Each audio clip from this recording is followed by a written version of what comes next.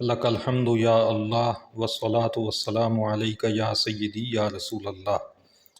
मोहतरम नाज़रीन, नून साकिन और तनवीन के कवायद हम सीख रहे हैं।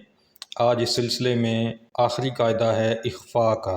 नून साकिन या तनवीन के बाद स्क्रीन पर नज़र आने वाले 15 हरूफ में से कोई भी हरफ आ जाए तो वहाँ पे इख्फ़ा किया जाता है।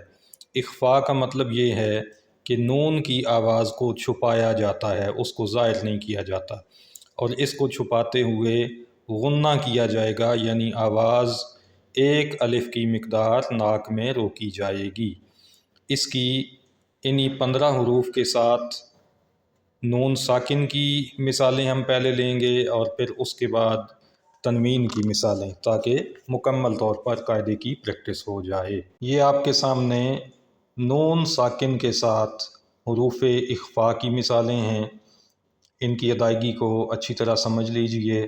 फ़मन तबिआ, फ़मन तबिआ मिन समरतिन, मिन समरतिन, मिन जूइन, मिन दूनिकुम, मिन दूनिकुम, मिन ज़हबिन, मिन ज़हबिन, फ़इन ज़ललतुम, फ़इन ज़ललतुम, मन सफ़िहा, मन सफ़िहा, मन शकरा, मन शकरा, मिन सलसालिन, मिन सलसालिन, इन दललतु, इन दललतु, मिन तीनिन, मिन तीनिन, मन ज़लमा,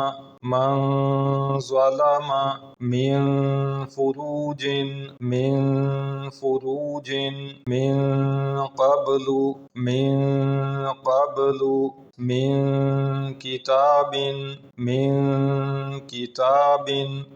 नाज़रीन, आपने गौर किया होगा कि हमने हर जगह पे नून साकिन अदा करते हुए नून की आवाज़ को छुपाया है, और इसका तरीका ये होता है कि ज़ुबान ऊपर या नीचे कहीं भी या दाएं बाएं दांतों के साथ टच नहीं करेगी, तो इससे इसकी अदायगी होगी इख्फ़ा की।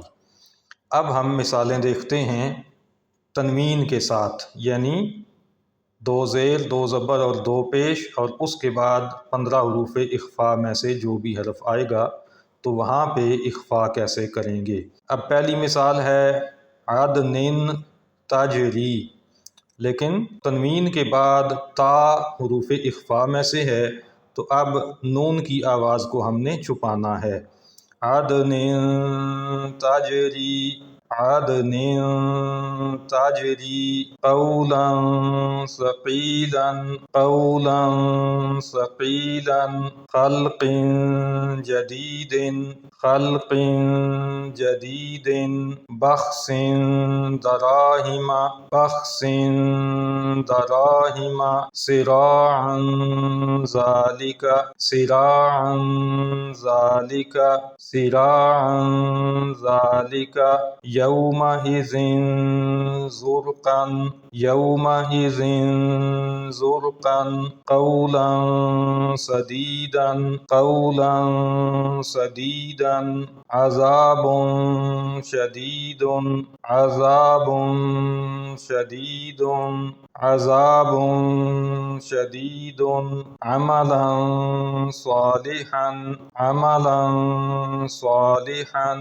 अज़ाबन दिअफ़न, अज़ाबन दिअफ़न, समावातिन तिबाक़न, समावातिन तिबाक़न, नफ़्सिन ज़लमत, नफ़्सिन ज़लमत, सुबुलन फ़िजाजन, सुबुलन फ़िजाजन, समनन क़लीलन, समनन क़लीलन, किरामन कातिबीना, किरामन कातिबीना।